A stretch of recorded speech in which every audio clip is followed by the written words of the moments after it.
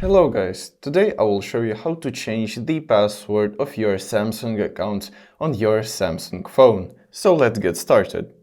So first open the settings and then scroll down to the security and privacy tab. Here tap on account security and then Samsung account security. And here on the password.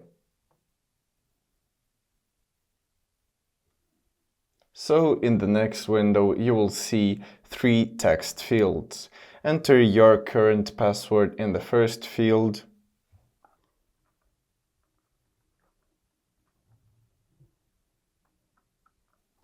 And then enter the new password.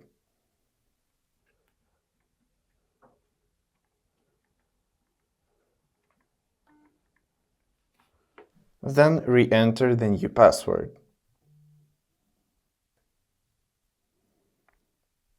Then tap Next, wait until it loads, and then sign in on all devices, or you can sign out on all devices.